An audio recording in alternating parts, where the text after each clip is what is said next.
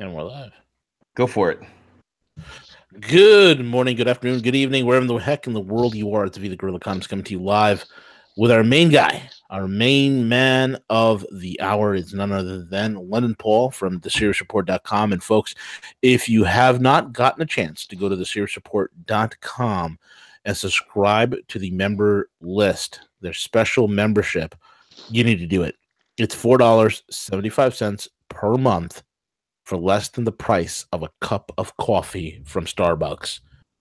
You're going to get a daily report, 15-minute intelligence briefing every single day from Monday through Friday, 5 days a week from Lyndon Paul himself. He will keep you abreast of what you need to be paying attention to. You want to know the inside track of what's happening globally. There's only a handful of sources, and Lyndon Paul is one of the best. We're proud of his work. We love his work. We recommend his work, and we get nothing in return for saying that because we believe in the work that he does and the mission that he's on. So, folks, check it out, thesiriusreport.com. I'm a huge fan and a huge supporter. You should be too. With that being said, London Paul, what's going on, buddy? How are you? Well, good morning, V, and good morning, good afternoon, good evening to anyone, wherever they're listening in the world. Yeah, I'm fine. And yourself? I'm hanging in there, man. I can't complain. I mean, there's so many things going on. Yes, we've had the memo drop, Paul, as you know. I'm waiting for Rod Rosenstein to be fired. I'm waiting for Andrew McCabe's pension to be revoked.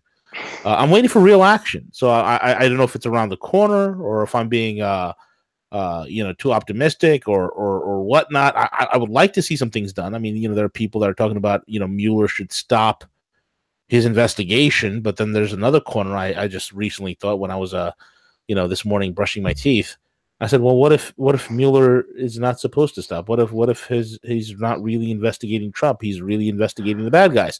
So these are all the things that are mulling around in my head, Paul. What's your take? Yeah, I mean, I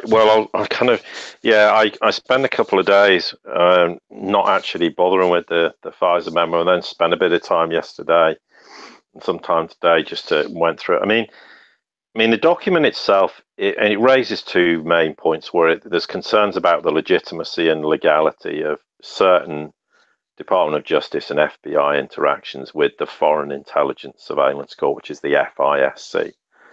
And then there's concerns about this breakdown of legal processes established to protect the American people from abuses relating to the Pfizer process itself. I think that's pretty relevant, and I think that's the sort of nuts and bolts of it. I'll pick out certain bits in the actual memo, and then we'll just have some observations based on all that.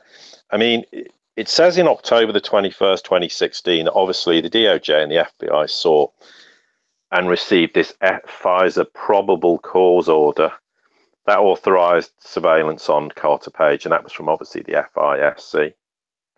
Now, obviously, under the Pfizer requirements, the application has to be first certified by either the director or deputy director of the FBI.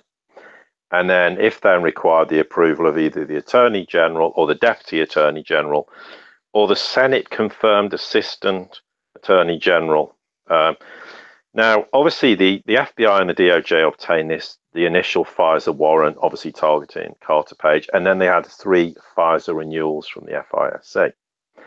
Now, James Comey signed 3 Pfizer applications on behalf of the FBI, and Andrew McCabe signed one of them. And then the DAG, who's obviously the Deputy Attorney General, Sally Yates, signed it, and then the Acting Deputy Attorney General, Dana Bonte, I think the name is, and obviously Rod Rosenstein, each signed one on behalf of the DOJ. Now, of course, what interests me most is that the FISC, it claims to protect the rights of Americans, you have to have this 90-day renewal of surveillance orders. And that's dependent on the government's production to the court of all material and relevant facts, which basically said, well, we've had 90 days and these are the reasons why we need to extend. Bearing in mind there was 3 extensions plus the original 90 days, that suggests a period of nigh on, well, a year. Now, obviously, therefore, the government had at least 4 opportunities before the FISC to provide an accounting of the relevant facts. Now, of course, this is where Nunes comes out and goes, hang on, there's a whole bunch of problems with this. And in short, I'm not going to go into every single point, but obviously he says the dossier was compiled by Steele. Well, we know this. And he said it was on behalf of the DNC and the Hillary Clinton campaign, and that formed an essential part of this Pfizer application. I think and then it talks about how Steele was, paid all this money, blah, blah, blah. Anyway. Now, it said neither the initial application in October 2016 nor any of the renewals, disclosure or reference of the role of the DNC, the Clinton campaign, or any party or campaign in funding Steele's efforts, even though the political origins of the Steele dossier were then known to DOJ and FBI officials. So immediately there's a big problem. Why was there no reference to that? Now, the Carter Page FIS application also cited this interview given by this Michael Isikoff, who actually, of course, this article doesn't corroborate the Steele dossier. It's derived from information leaked by Steele himself to Yahoo News, which is originally, there was denials about this, but then British court filings proved that, in fact, there was disclosures, and Steele was subsequently suspended and terminated as an FBI source because of serious violations, because he had an unauthorized disclosure to the media of his relationship with the FBI. The other thing is, before and after Steele was terminated as source, he maintained contact with the DOJ via the then Deputy Attorney General Bruce Orr. And there's a whole big piece about that, which we won't go into masses of detail. Now, according to the head of the FBI's counterintelligence division, this was this Assistant Director Bill Priestap, the corroboration of the Steele dossier was only in its infancy at the time of the initial Page Pfizer application. Well, if it's in its infancy, why was the Pfizer application processed? I mean, that's an obvious question. And obviously, McCabe testified before the committee in December 2017 that no surveillance warrant would have been sought from the FIC without the Steele dossier information. So, therefore, if no surveillance warrant would have been sought, why was it granted when the the corroboration of the Steele dossier was in its infancy? I mean, there's a major problem. Right. Now, they made this big there was a mention, and people latched onto it and go, oh, well, you mentioned about George Papadopoulos and said that, that the triggering of the opening of an FBI counterintelligence investigation was kind of dependent on him. Well, there's no evidence of any link whatsoever between Page and Papadopoulos. So that's just a bit of a smokescreen. Of course, the interesting point is that the sort of Stroke Lisa Page angle with regards to the counterintelligence investigation, which was led by this Pete Stroke, they reflect extensive discussions about the investigation, orchestrating leaks to the media, and included a meeting with what's alleged McCabe to discuss an insurance policy against Trump's election. So all in all, for 4 pages, or well, it's 5 pages, but really essentially it's 4 pages, there's a lot of pretty damning evidence in there. I mean, essentially the Clinton campaign and the DNC worked with Steele. They developed this dossier on Trump, gave the dossier to the FBI, and they used it to open an investigation and obtain Pfizer warrants to effectively surveil Trump campaign members, i.e. people like Page. Now, interesting, therefore, all along, it was the Clinton campaign, Obama's Department of Justice, and Fusion GPS that were colluding with a foreign entity who wrote the dossier, i.e. Steele, to influence the election. The exact thing they accused the Trump campaign of doing, which the Trump campaign, of course, didn't do. Right. So there's a pretty damn... Now, this memo, obviously, we said, isn't just about this initial Pfizer application. We'll explain about how the warrants expire after 90 days. Now, given it's how many times it's happened, what exactly did they unearth in the first 90 days to warrant continual renewal of the Pfizer warrant? That's something a further investigation has to establish and prove categorically. Because if the warrant is reapproved, you'd have to have new information justifying the original probable cause, and the governments need to continue to listen and surveil Page in this regard. Now, of course, as we've said, one of these renewals was signed off by Rod Rosenstein. Now, he's the man currently supervising Robert Mueller's Russia investigation. Now, you're absolutely right. There are different schools of thought as to what exactly is Mueller's remit for this investigation. Bear in mind, it really is unearthed nothing with regards to Russian collusion. Of course, that's because there is no Russian collusion. But Rosenstein's decision to approve the renewal could then arguably be used to suggest that he'd failed to properly vet this highly sensitive application for a warrant to surveil Page. Now, we all know the memo also implies that the Russian investigation is clearly a partisan Democrat job. I don't think anyone can dispute that.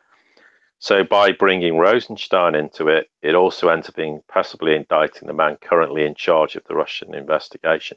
Now, there is a belief in a school of thought that says, well, Trump can't currently fire Mueller without Rosenstein's approval, and therefore Rosenstein said in December there's no reason to fire Mueller. So the argument is if the president was to fire Rosenstein based on the memo, he might eventually be able to dismiss Mueller. Well, I'm not sure. I think that's pretty weak. I don't think there's any reason for that. I mean, maybe he wants to fire Mueller, maybe he doesn't. Maybe he wants to fire Rosenstein, maybe he doesn't. Maybe he doesn't even need to worry about that.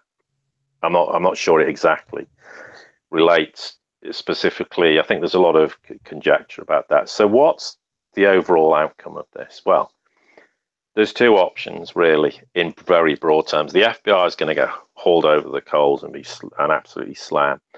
Rosenstein and maybe some senior FBI executives will get fired. The Mueller investigation might get squashed as a result of it.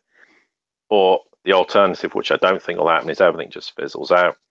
Trump decides not to fire Rosenstein or somehow is stopped from doing so, and the Mueller investigation continues, and the FBI kind of remains relatively untainted. I don't think the latter is going to happen. I think you'll see a broader extension and investigation into the Department of Justice under the Obama administration and their role in the process, and maybe a wider investigation of the Obama administration as a whole. I think you'll see more DNC and Hillary Clinton campaign investigations. I also think back in December 2016, John McCain passed, or is alleged to have passed, documents to the FBI Director Comey, alleging secret contacts between the Trump campaign and Moscow, and that Russian intelligence are, compromising material on Trump himself. Well, of course, the Russians denied that. So do we need to have an investigation of McCain in the process? Well, I think there's reasonable grounds to suggest there needs to be some investigations as to his role in this, or in that aspect. And also, of course, what's interesting is that the CNN, of all people, reported in, I think it was early January 2017, that once again the FBI was still investigating the credibility of the documents relating, but added that intelligence chiefs had included this summary of material on a secret briefing on Russian interference in the election. So once again, there's all this idea about the credibility of documents happening months after FISA warrants were issued. So if the mainstream media are reporting it, well, there's clearly someone needs to take some recourses to understand the chronology of events. Now, what's already happened, because things are already happening. The GOP congressional investigators have written 6 letters to key individuals and entities involved in what's deemed as the Obama administration's efforts to undermine Trump as both a candidate and president of the US. Now, Grassley and actually Lindsey Graham has written Judiciary Committee letters requesting information from John Podesta, Donna Brazile, Debbie Wasserman Schultz, Robbie Mook, the DNC, and Hillary for America chief strategist, Joel Benison, for their roles in the dossier's funding, creation, and distribution. And they haven't stopped there. Congressional investigators have also asked all of Hillary for America's officers, employees, contractors, subcontractors, advisors, and believe it or not, even volunteers, to provide any information they have to Congress regarding their knowledge of the dossier and any related conspiracies associated with that. So that's a bigger, broader remit, just to make sure no one wriggles out of anything in that regard. Now, this Senate judiciary have given the parties 2 weeks to respond. So therefore, the question is, to what extent did Clinton kind of politicize Obama's Department of Justice and the FBI and staved off, apparently, I'm not sure, I've heard 3 federal criminal investigations. Remains to be seen. But what is clear is that this Nunes memo is just the very, very, very tip of the iceberg. And the investigations will continue and deepen accordingly. And I think more dominoes will fall quickly as Trump's administration brings countless suspects in the kind of Obama-Clinton administration to question and account for their role in things and if they should subsequently be adjudicated. And what I think is clear is this is what the whole thing was when Trump said back in November, this is the calm before the storm, and everyone thought he meant, oh, they're going to bomb Korea, or they're going to go and bomb Syria, or they're going to do something. No, the calm before the storm was, I think, is the Pfizer memo, and it's taken this long, basically 3 months. Hang on, yeah, to release it. These are the problems you have. Things don't happen instantly, but once obviously they got the green light, then Trump pressed the button and the Pfizer memo came out. But what I think this is part of draining the swamp, or the deep state, or whatever you want to call it, is they're going to expose people within the Obama administration, and they have the means where these people are no longer immune from justice. And the memo and its revelations is now just a matter of public record. Everyone can read it. But this is the big first domino in what I would term another event-driven scenario. This is what really the whole draining the swamp has been all about. And that's why we said a few weeks ago, or recently, that the whole thing of Russiagate was allowed to happen because it was going to ultimately be the undoing of the cabal or the deep state. This Pfizer memo proves that, I think, pretty eloquently. It's far from the end. It's the very beginning. People might be a bit disappointed that things go quiet and there's nothing publicly discussed about it. And there's elements within the mainstream media trying to deflect this and say it's a non-event and it means nothing. Well, fine, just leave them to it. It doesn't change the reality of things. I think the Inspector Generals, there's an investigation going on now. How much of this memo will feed into that remains to be seen, or it'll be part of a separate investigation. But there is no doubt that what we said, the net closing in on the DOJ and the FBI, is very much the case. And it is a major domino flipping moment in this event-driven scenario.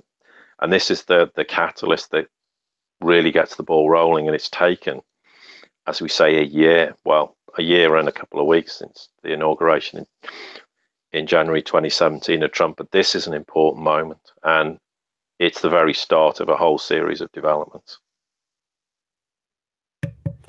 Absolutely, man. I think, it is the tip of the iceberg. I just want to see somebody go to jail at this point. Well, well, absolutely, because of course the problem is that there's the people who are aware of the reality of things on both sides of the fence. There's us who want justice to be served, and then there's people who are fully aware of what's going on and do everything to turn it into this bipartisan thing or partisan thing where it's just an attack on the Democrats. But put it this way, if this memo had said Trump and didn't make any reference to anyone but Trump, the Democrats have been foaming at the mouth with glee about it. And that shows there's no objectivity from people. If George W. Bush did this and it was the incoming president was the president incumbent is not incumbent, but the incoming president was Barack Obama, forget about it. It'd be a lynching that'd be going on right now. Oh yeah, so you've got to rule out all the people who have a partisan viewpoint and nail their alliances to the Democrat side of the fence. And to be honest, to that extent, the Republican side to some extent too. I don't think we can eliminate both sides of the equation. I think what this Pfizer memo will do won't only highlight deficiencies from the Democrat side. I think it's going to eventually open up cracks on the Republican side, because let's be honest, we all know that party politics is a grand illusion and has been. Now, the Trump administration's changed that to a large extent, because now we're starting to have to see proper politics at play, because he's not playing the cabal textbook anymore. But that's been going on for decades, probably since the Kennedy era. And since then, it's the same in the UK, it's the same in every Western nation, and not exclusively Western nations, where the illusion is that people get to vote for a different party, but it's the same government that's always elected. Well, those days are over, but which means there are people who are certainly embedded in the Republican Party and the Republican movement who are just as culpable as deep state cabal operatives as anyone else, and that is pretty well. It's not even. It's an absolute certainty. So the cracks will start to appear, but in the Republican side as well. But this memo obviously principally is targeting the Democrats because of the nature of what's stated within it. Now, of course, the Democrats have said they're going to come out with some alternative memo that contradicts all this. Well, fine, they can come out with whatever they like, but in the end, this is the beginning of a huge development, which if Trump hadn't been elected, this would never have happened. And I still get people saying to me, but Trump's just a deep state operative. He's just cabal. Well, if he is, the only question I've asked them, and I never get a response, is why have they spent the last year trying to remove him out of office if he's a deep state cabal stooge? It's because of some psychological operation, Paul. That's what it is. We just don't get it. We don't understand. It's a psyop. Yes, a psyop wrapped in a conspiracy and wrapped up in a riddle that no one understands. But no, the reality is, I'm sorry, there's just no substance to it. If you think that, then come up with something other than he's just a deep state. Well, because he supports Israel. Well, is he supporting Israel? Really? Yeah. I think people need to think. So it's a very kind of just a lame reason to justify why he's a deep state operative. He certainly isn't. And you don't remove a deep state operative and in the process hang yourself out to dry with investigations that you're trying to frame Trump with. Yeah, I mean, if you even believe that he is a deep state operative, why are they actually committing effectively, shooting themselves in the head, foot, torso, and everywhere else by instigating a Russiagate investigation, which in the process is just destroying the cabal deep state in the US, and that is self-evident now. Absolutely. Paul, speaking of deep state, there's a lot of things going on in the Middle East. I talked about it earlier. You have the situation with Turkey about to squash out of existence the YPG and Kurdish rebels, and the 10 United States military forward operating bases that popped up out of nowhere in Syria, Paul. It's incredible. What's your take on that? Right. Well, let's talk. Yeah, because obviously, just as a very short backstory, the US and Turkey, well, at least the US is a NATO member. I think Turkey's notionally a NATO member, are now kind of embroiled in northern Syria in a potential, firefight between each other. Now, there's an expectation that Turkey will seek to avoid expanding its ongoing military operation in Syria because the risk is they're going to target US-backed Kurdish militias or in Manbij. Well, I'm not sure I entirely buy that. Now, the backdrop is that the Turkish troops, they were backed by this rebel-free Syrian army who were opposed actually at one time to Assad and now aren't anymore. It's incredible how the geopolitical map in Syria is changing. Now they're fighting in Afrin in northwest Syria in this Operation Olive Branch to drive out the Kurdish militia, as you say, known as the YPG, because the YPG is seen by Erdogan as a branch of the PKK, therefore they're a terrorist organization. Right. And to be fair, the PKK is branded as a terrorist organization in many countries. Now, Erdogan vowed to target Manbij to the east of Afrin as part of this operation. And immediately when he said this, the foreign ministry in Turkey said to the US troops, can you withdraw from the town immediately? Now, the US response via Joseph Votel, who's the commander of the US Central Command, was, Washington's not considering withdrawing its troops from Manbij. And Trump had a phone call with Erdogan warning Turkey about the risk of possible clash between the two NATO allies if Turkish troops refuse to limit its operation in Syria. Now, Ankara obviously continues to be annoyed at Washington over its continued support of the Kurdish militia. Now, the fact that Erdogan stated that the Turkish army would advance on Idlib suggests that maybe Turkish troops wouldn't target Manbij as planned, given that Idlib, which borders Afrin, is largely under control of radical Islamicist rebel groups in inverted commas. And rebel is just a US term, not something I would use. But apparently Erdogan is hopeful that Ankara can cooperate with the US in the Afrin operation, but they haven't ruled out the chance of a Turkish military operation against Manbij, and Ankara still accuses Washington, obviously, of the promise to withdraw the YPG from Manbij. So therefore it increases the risk of two NATO allies coming face to face in armed combat. Now, from Washington's perspective, they were questioned about, is the US concerned about this armed confrontation with the Turkish army in Syria? Well, the Pentagon have stated that measures are undertaken to prevent any of this, any such eventuality, and the Turkey knows exactly where US forces are, except the ones that aren't wearing US uniforms, as you highlighted earlier.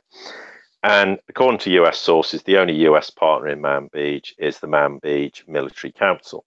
Well, Turkey's not buying that argument because they believe the YPG is the dominating force within the US-backed militia in Syria, and that the US military is seeking to nullify Turkey's demands by creating this impression that local people are governing Manbij themselves, whereas as far as the Turks are concerned, it's the YPG in control. Now, the US has once again confirmed to Turkey it will not provide any more weapons to the YPG militia. And the Turkish presidency stated that McMaster held a telephone call with Turkish counterparts, and he confirmed that the United States would no longer provide weapons to the YPG. So, Erdogan has gone on official record to say that's the case. Now, what I think is interesting is the Pentagon originally said a few days before all this that it was carefully tracking weapons provided to the YPG and would continue discussions with Turkey. And this was after, obviously, Ankara had urged Washington to end its support for the YPG or risk confronting Turkish forces on the ground in Syria.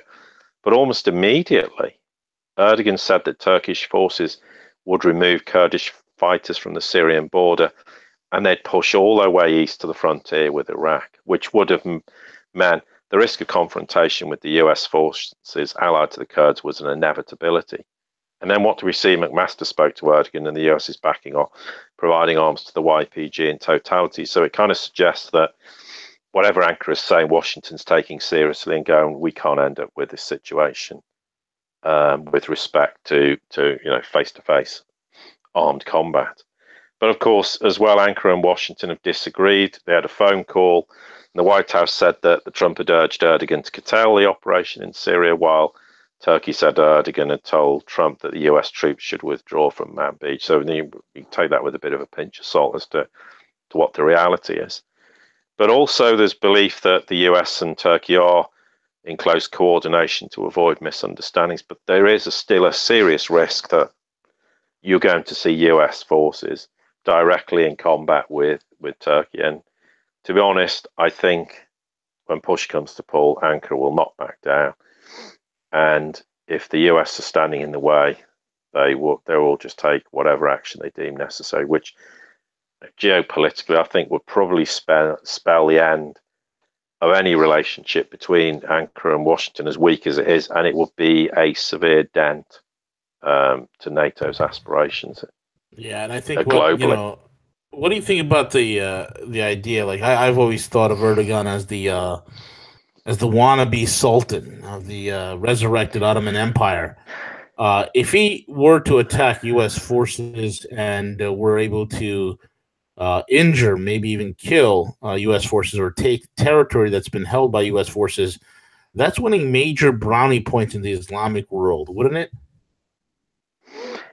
Well, yes, but I mean, I suppose the point is that it's like it's a bit of a strange situation because Erdogan's kind of fighting now where they're trying to, where at one time Turkey were allied with the Islamic rebels and or so-called Islamic rebels, and in trying to topple Assad, and now he doesn't want to topple Assad anymore, and really his motivation in northern Syria is to prevent a Kurdish autonomous state because they've got 20 million Kurds in southeast of Turkey, and therefore he sees an uprising where they may go, well, we want an autonomous state, and start trying to try something similar within Turkey itself as to what's happening in Syria. I don't see an autonomous state happening in Syria or in Turkey for that matter. I mean, it's interesting, the Kurds have been, ironically, asking for the Syrian government, Assad government's assistance to resolve this problem and stop them, being killed and captured by Turkish forces. It's incredibly ironic how, as we say, the geopolitical map has shifted in terms of the Middle East. But the interesting other development is this thing where Syrian rebels, again in inverted commas, shot down this Su Russian 25 in the Idlib province. Right.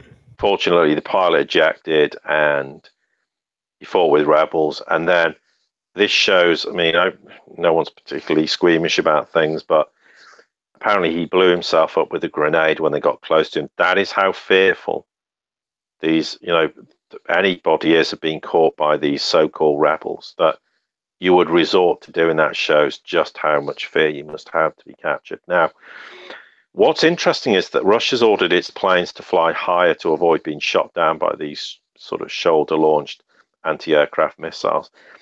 So the weird thing is that only recently they started flying at lower altitude. That's probably why they've managed to have a pot shot and take one out. But the question is, who provided these shoulder-launched missiles obtained by rebels that now poses a threat to, maybe low-flying, below 5,000 meters, about 16,000 feet altitude that poses a risk? I wonder who. Yeah, now the question is, I mean, the Russians have said it's too early to say who supplied the weapon systems used to shoot down the Su-25, but clearly the Kremlin's worried about the terrorists have these manpads after the Su-25 down. And I recovered off recently in our subscription podcast that the very thing that there was concerns that terrorists have manpads and they might use them. Well, now we've actually seen it happen. And so Russia's going to take decisive action to stop this happening. And they destroyed the entire location where the missile attack was launched from. And Russia's reiterated they've got enough firepower left to destroy these pockets of forces and when it's needed to be undertaken. Now, what's interesting is the fact that it's probably just a pot shot. It's attempt. I don't think there's any great sort of master plan behind it. But clearly the question is, and the Russians are asking everyone, well, who the hell provided the manpads? Well, we can probably more than guess where the manpads have come from. And undoubtedly it's Western cabal sources. And once again, it proves that what we said all along in Syria, that it's not a question of it's the US military and it's Washington. There's this whole kind of cabal infiltration that is seeking to undermine what the US military is trying to do. It's not all a question of it's just US military undertaking operations there to overthrow Assad. I mean, I think yes at one point, but that has largely been watered down. But there's still this problem where undoubtedly covert intelligence agents, and also I don't think Langley itself is everybody on Langley's on the same page either. It's that convoluted there. And interestingly, of course, there's the whole thing about chemical weapons. You mentioned it earlier, rearing its head once again.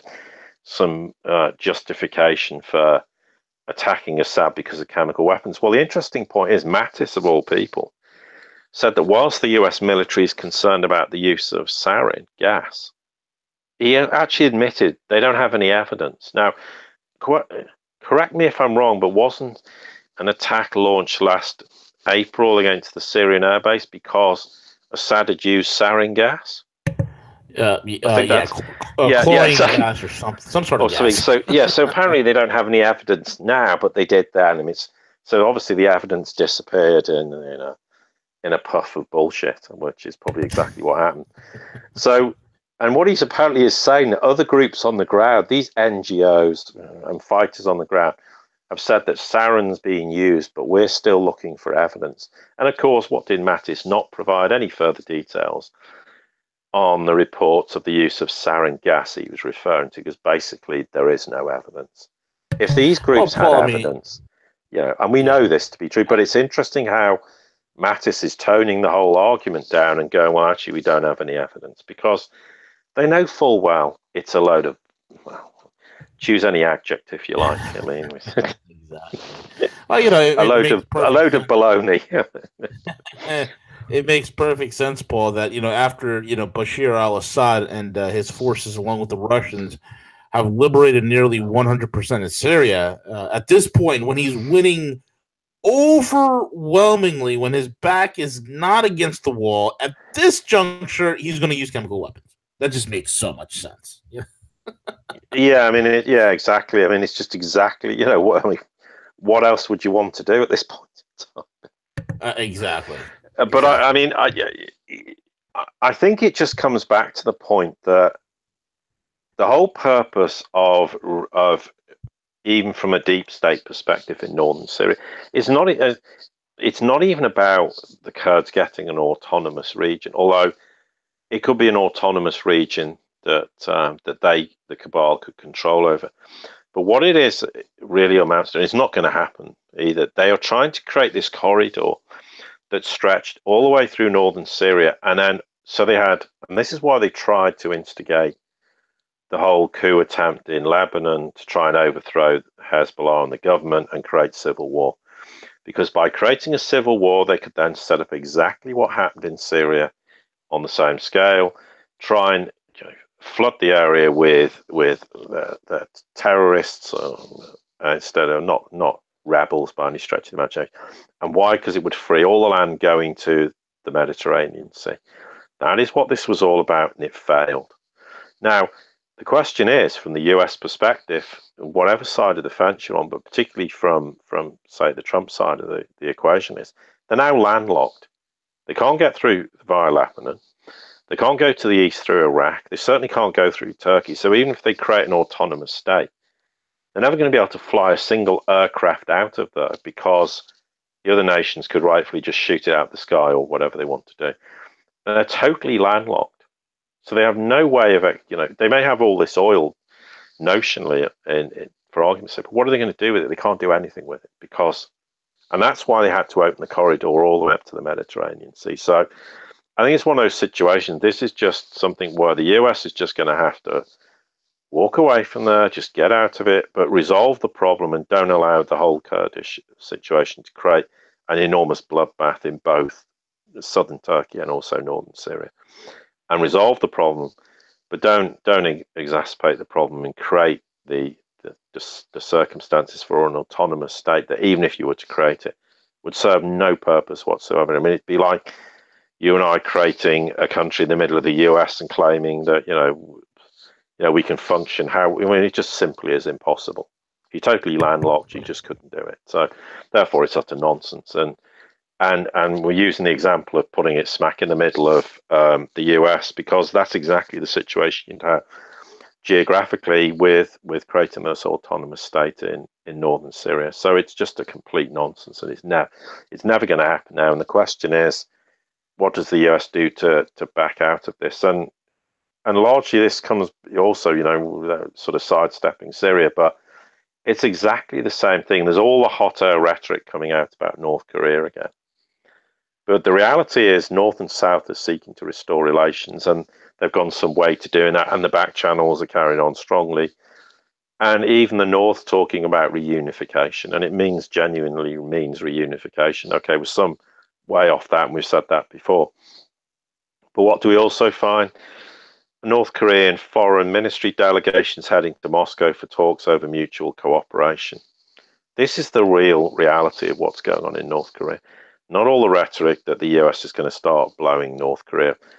I mean, even if they try to do it, what is it going to achieve? Nothing. And do they think Russia and China are going to sit there and go, well, that's perfectly acceptable behavior for you to start a war in our back door, effectively? No, absolutely not. The US has been warned what the repercussions will be, and they fully accept it. So whatever rhetoric's going on in the media, and we've had this for basically the last year, every other week, there's going to be World War III. The US is going to bomb North Korea. Well, no, they're not. Absolutely no chance. So while also the rhetoric makes great news headlines, particularly in mainstream publications, there's no reality to it. There is a huge diplomatic effort, and the US is part of that diplomatic effort to resolve the North Korea-South Korea question. But what people will accuse Kim Jong-un of being a lunatic, well, Putin, of all people, said he's anything but that. He's a very smart, intelligent leader. And the reason he said it is because there's a parallel story here between Iran and North Korea.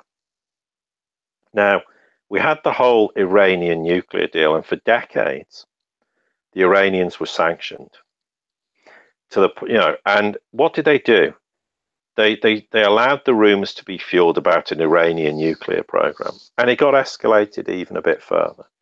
but it gave them a position at the negotiating table to eventually have sanctions removed, to be able to allow the Iranian nation and Persia to grow again as part of the One Belt, One Road initiative, etc., etc. The Iranians had no intention of ever having a nuclear program, but they used it to convince the West as a method of negotiation to get their way out of the sanctions and the problems they were having. That's precisely what North Korea is doing. They're using it as a negotiating medium with which to resolve their concerns and problems. The reality is North Korea's got no intention of launching any nuclear weapon at anybody. That was never the case, and it never will be the case. It's just a bargaining tool. And they're just following the Iranian textbook. The West bought it, and it gave them the leverage. North Korea is doing exactly the same. It's giving them leverage to talk to the South Koreans, to get the Russians and the Chinese involved. Why? Because they want the threat of US invasion off their doorstep. Because that's been the thing that the North Koreans fear more than anything.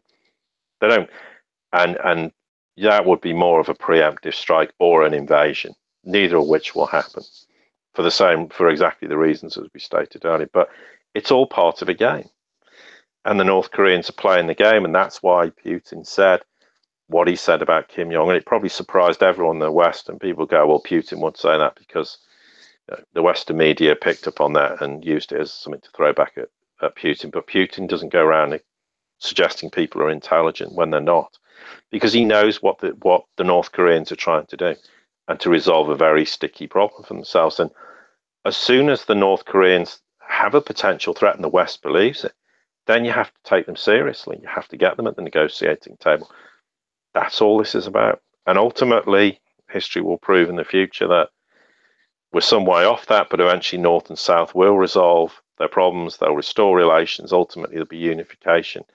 And then the US will have no reason to be in that part of the world whatsoever, because North Korea has just been the convenient bogeyman to justify a US presence whilst annoying the Chinese in the process and other nations. I mean, obviously the Japanese not, because they were a key vassal state of the cabal, although they're not that anymore. That's rapidly becoming exactly the opposite.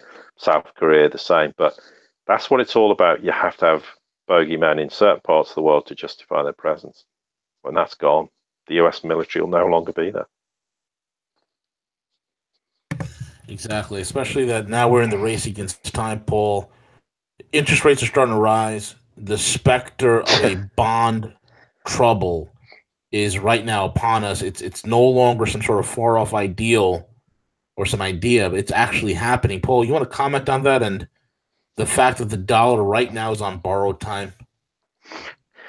Well, yeah, we talked about this last week too, where I said you're going to get this perfect storm in inverted commas between a bond sell-off, bond yields rising, the stock market will start to fall sharply, as will the dollar. And what have we seen in the last few days, week or so? Exactly, the stock markets are selling off. There's been a big sell-off in the bond markets, and bond yields are rising. It's about 2.85% on the 10-year. And 2.15 on the 2-year. And they're both continuing a sort of upward trajectory. Now, the question is, have we reached the point where the yield's sufficiently high? We're certainly seeing damage in terms of the stock market, but I think if it goes above 3% and stays there on the 10-year, then we're going to have complete stock market capitulation. So the question is, how do they stop it? How do they stop the bond market imploding? Well, someone's going to have to start buying the bonds. Well, is it beyond the boundaries of possibility that, note how we said the Feds wouldn't raise interest rates in January? Well, they haven't, because they can't, because that's causing an implosion as well in the process. You're already seeing mortgage rates rising in the US. Well, people are, given the house prices, it's exactly the same in the UK. If you start raising interest rates, you're going to start having major defaults in people's mortgages. That's kind of an inevitability. But the question is, who buys the bonds? Well, we're going to see this sudden 180-degree U-turn with the Fed going, well, due to unforeseen economic factors, we're going to have another QE program. And they're going to buy all the bonds to try and lower the yields. It's exactly what happened to manipulate the bond markets since 2008. That was part of the whole process of QE and the bond buying program to stop the yields rising. because it would have caused a collapse in the stock market. And we've seen, what was it? Well, as CJ said to me before we came on air, 666.4. Well, it's kind of, but I think the last I saw today was about 250 points down. And at this stage, it's not really, it's kind of interesting, but if yields keep going up and the dollar index is below, it's about 89 now. It was at 100 relatively not that long ago. So certainly the dollar's getting weaker. The bond yields are rising. The bonds are being sold off, and the stock market's now imploding. Well, no, sorry, I'll rephrase that. Bad use of word. The stock they're falling by sizable amounts on a daily basis. It's not cataclysmic territory yet, but who knows? Is this the beginning of the end of the stock market rally? Well, it largely depends what the Fed policy is, and of course, if they have to do a massive U-turn and go, well, actually, we're going to have to lower interest rates again, and we're going to have a big QE program. I mean, it's just going to. I mean, credibility won't even be on the floor. It will have fallen through a chasm to the center of the earth, because the problem is, and this is why I kept saying, Trump's, saying, oh, the stock market's rallying and the US economy is doing great, really wasn't a very sensible move, because if the Feds take a complete U-turn, it's going to destroy the idea that the US economy has any strength, which we know it doesn't, and it's a complete illusion. But that would really force the hand, and we could be at the point where, how long is this going to carry on for? Me, if we see this going on for another 2 or 3 weeks, what's the potential that we're going to see the Dow fall back to 20,000 or whatever? It's a possibility, and then at some point the alarm bells are going to ring, where people can go, hang on, why is there a big stock market sell-off if the economy is so strong, like we're being told? It'll start causing panic. And when panic sets in, the Feds are going to have to do something, and that's when they'll have to do a huge U-turn, and that will set off a whole shitstorm in itself, because there's going to be a lot of questions people are going to be asked as to what exactly the hell is really going on. You and I and lots of other people know what's going on, but the average person out there buys the idea that the stock markets are rising, the US economy is strong. There's nothing to worry about. Yeah. There's absolutely nothing to worry about. All peaches and cream. We've never been more vulnerable than anything else. I think that, I'm looking at this bond thing, and I've been warning about it for years. You've been doing the same thing, Paul. The only scenario that I see plausible, if they want to keep this game going a little bit longer, is while the bond market implodes, I could see a massive rush into equities, and I could see a massive rush into gold. That's the only plausible scenario I see. I mean, yeah, for sure. I can see. Well, I think we're already seeing a movement into gold and silver. I mean, in terms of equities, the problem is that, well, the question is, because we know that the stock markets are so phony, and the question is, who's dumping the stocks in reality? Now, I strongly suspect in the last few days, it's certainly not the likes of you and I dumping stocks. It could arguably be central banks who own huge amounts of stocks look at the Swiss National Bank. I don't know how much the US stock market they own, but it's billions, tons of billions. Now, is it them dumping stocks? Is it the central banks dumping stock? It's an entire possibility. So who's going to take up the slack in the equity market? It's a little bit debatable. But certainly you will start to see, if this carries on, you'll start to see more evidence of more movement into gold and silver, apart from the fact gold and silver are so manipulated in terms of their price. It's ridiculous, and that continues. I mean, there was such an effort to hold silver below $17 an ounce and gold below 13.25. I mean, they've kind of still managing more or less to hold silver below. It's still below 17. Gold's now, 13.35 or something like that, although silver's had a bit of a rally today, about 16.80 or something. But yeah, the long-term prognosis for me is it's a return to sound money, and gold and silver will play a huge role in that respect. And I was saying to CJ before we came on air that there's an interesting correlation at the moment between the Chinese yuan, which is moving in tandem with gold. Now, it suggests, and I have to use this very carefully because people might go, you're saying that the yuan's gold backed. No, but it's quasi gold backed. And I think there's starting to see clear evidence in the last week or two that's the case. Now, it may be coincidental at this stage, it may not be. I think if this correlation continues for a number of weeks, then it is quasi tracking the price of gold, which I think is hugely interesting development. And it may be just an experimental exercise to see, okay, if we have our gold back yuan, how's it going to operate in the real world? It may just blow over and just be a coincidence, but I think it's very interesting. We're starting to see that, given we know full well that China is going to end up with a gold backed yuan, Russia's going to have gold backed ruble, and it's still rumored that they'll issue those, or that will become the case at exactly the same point in time at some point in the future, whenever that is. At that sort of notional time of the so-called much vaunted reset. But I think it's an interesting correlation. And the statistics do tend to suggest that is absolutely happening, but whether it's just an anomaly, because when you've got a small window or sample of time, you have to be very careful with statistics that it's not just an anomaly. But if it continues for weeks or months, then it starts to have a lot more substance to it. But it may indeed not be just an anomaly. It may be something of more substance. But the question remains, if bond yields keep rising, the bonds sell off, the stock market keeps selling off, the dollar index is falling.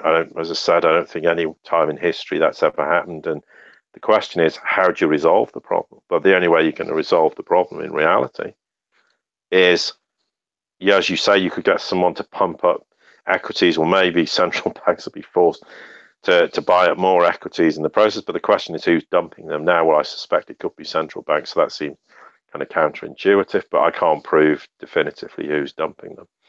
But the question is, how do you stop the bond yields rising? Well, someone's going to have to buy the bonds. Well, there's only the obvious contenders for that is the central banks like the Feds will buy up, will have to reverse process of interest rate rising, claiming everything's wonderful, and then having to eat stinking loads of humble pie and start buying up bonds and having QE, whatever it is in reality, QE4 or QE do they even 50 have a million capacity right now? I mean, they're at 5 trillion practically right now. Yeah, well, that's the whole point. Yeah, well, and that's a very good point, because you have to from flip what I it on hear, its head. Paul, there's no room in Euroclear or its 98 facilities. There's really no room. They have another 5 trillion in dumped U.S. Treasuries. China's not buying. The Fed No, can't. exactly. Euroclear's out of commission. Clearstream in the UK is also out of commission. Who's left? Well, the Exchange Stabilization Fund could start mopping up. They could start mopping up all the bonds, which they have been to a larger or even larger extent. So there's always possibilities, but the question is, they haven't been thus far. I think they have no limits too, Paul. Yeah, exactly. So if the bond yields on the 10-year rise to 3%, 3.5%, or whatever, and stay there, it suggests no one's hoovering up all the bonds, and therefore, as you say, the more, maybe less, their capability to do it, more them being allowed to do it, is over. And if that is the case, then all we're going to see is stock market further falls. The dollar index, well, it remains to be seen, but the dollar index is likely to continue falling in the process. So when you've got those three things happening simultaneously, it doesn't bode well, putting it mildly. No, and we're on the kind of home straight now.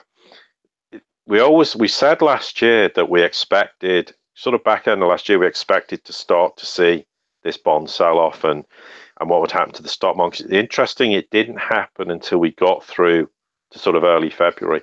More telegraphed that maybe it would start some point in January, but what's a couple of weeks is nothing. So it remains to be seen, but we'll talk about this probably each on a week by week basis, because it's definitely an unfolding story, and it is clearly indicative of the fact that there is some major fractures happening, and we always said one of the possibilities could end up for the Fed to try and save everything. They could have to pump ridiculous amounts of QE to keep everything going. Now, of course, if they start pumping ridiculous amounts of QE, there's going to be, as you say, a massive movement into gold and silver.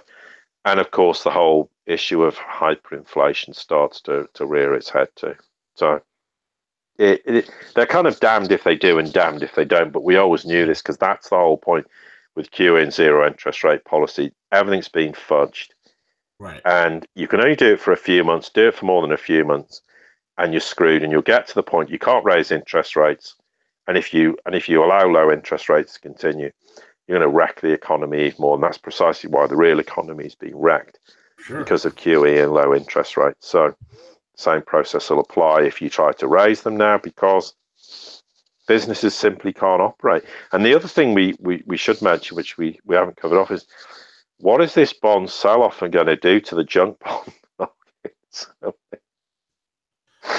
I mean, that's a pretty scary proposition when you think of how much of US shale oil is propped up by junk bonds.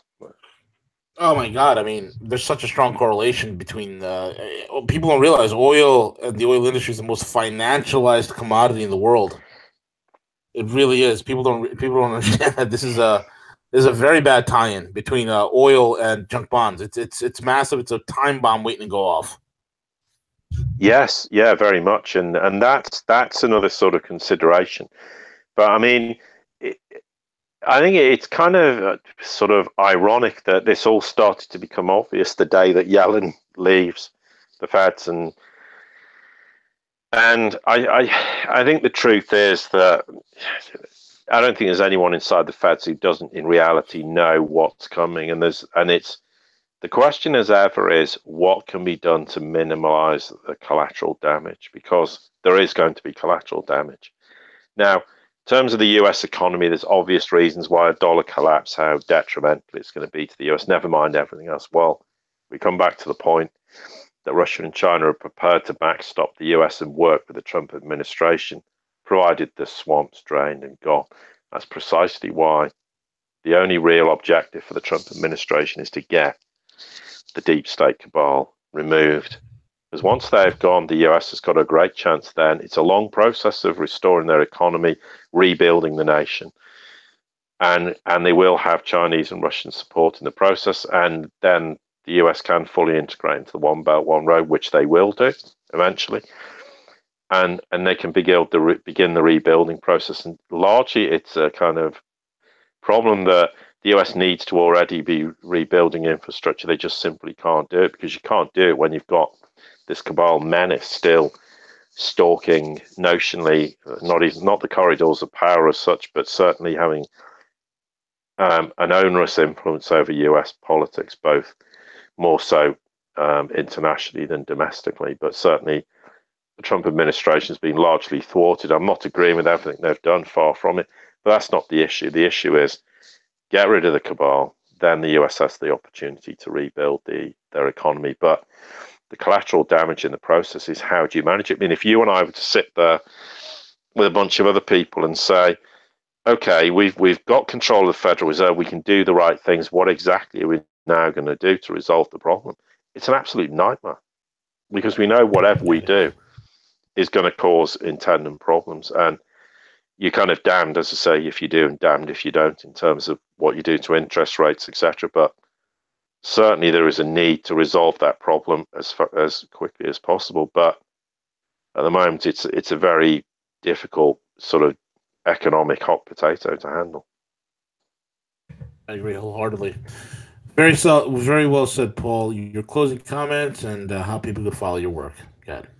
Well, I guess there's so much to follow, so much to look into, and you've made the point, and we make the point as well.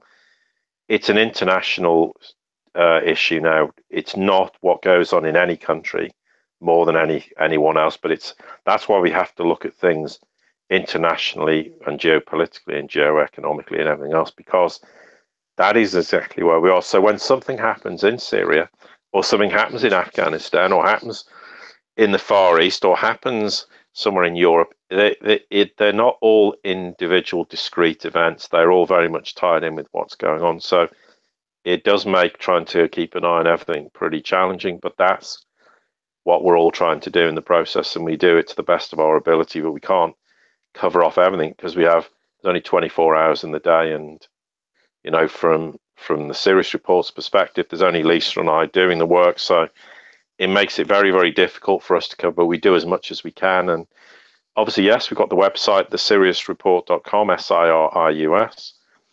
And yes, we have the podcast subscription series, which, as V very kindly gave us a good plug for it. Yes, it's $4.75 a month. We do 10 to 15-minute podcasts, but usually on Mondays, we just roll one over and do a double one on Tuesday, because obviously we do preparation for the show today, and we want to make sure we do things correctly. So we normally do a double one, which we do on Tuesdays, but we do the equivalent of 5 a week, 10 to 15 minutes, although recently there've been more than generally around the 15-minute mark. It's very compact information. There's what we do in a show is probably what we literally cover off in a podcast. It's that condensed. So yeah, it requires a bit of listening, but we want to put as much information out there as quickly as possible.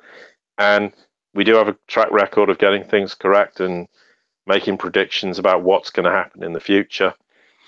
And sometimes it happens very quickly, and sometimes it's months, and sometimes it may be even years down the track. But that's what we're trying to do. We're trying to telegraph exactly what's happening, and that's what Rogue Money does as well, and other people. We're not just exclusively doing that, but yes, we'd like you to subscribe and support what we do. And thank you to everyone who's continued to subscribe. We had lots of great feedback, and we appreciate everyone who subscribed. Although we do have the occasional amusing. We had one person who subscribed and unsubscribed 2 hours later. What in the world? Yeah, I know. I mean, it was like, hello, did you how many podcasts did you listen to? But it doesn't mean that some people don't like things. Maybe they it isn't what they expect it to be. But you will always get these You're going to get geopolitical. Yeah, exactly. You're going to get the best intel. If you're going to go to Paul's site, you're trying to figure out if Paul's going to talk about 10-foot-tall reptilians and alien abductions and about the latest intel from Bigfoot and Sasquatch sightings. It's not the place. If you want to know about what's going on in Realityville, then you check in with those Sirius Report folks. Yeah, I mean, I think it is. Some people probably have got an idea what it is we're doing, but that doesn't matter. It's fine. It's not. I don't take it personally. People, right. It isn't what they want.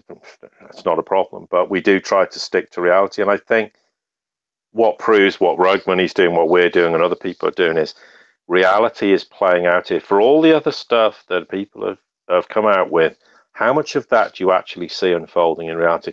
And how much do you actually see of what we're discussing unfolding in reality? And that's what I think you have to judge what people are doing. And I think we're being proved to deal with the realities because it's unfolding exactly how we say it's unfolding. Therefore, that's the reality of the situation. So all the other stuff might sound interesting. There's lots of salacious gossip and ideas about things. But at the moment, where's the proof of this? Where's the evidence to substantiate this? I don't see it. And if someone can show it to me, then email us and show us it, please. And if it it stands up to scrutiny, I'll talk about it. But until I see it, I'm not going to talk about it because we only deal with the realities of the situation. I mean, there's lots of people talking about a whole bunch of things, of all these initiatives to free humanity and give back people their sovereignty and do all these things. That's great, but show me the evidence. Where's the proof of this? I've asked people who said it's happening, go, well, show me the evidence. You never hear from them again. So please show me the evidence, and I'll happily put stuff out on the website, and we'll happily discuss it on Rogue Money or anywhere else for that matter. But until then, we're not touching it with a barge pole. Exactly. Absolutely right. With that said, folks, thank you all for listening in. Again, check out the SiriusReport.com. Also, check out RogueMoney.net. So hit the subscribe button, hit the thumbs up button, and join us again. Same bad time, same bad channel, same gorilla time, same gorilla channel. We're over and out. Take it away, CJ.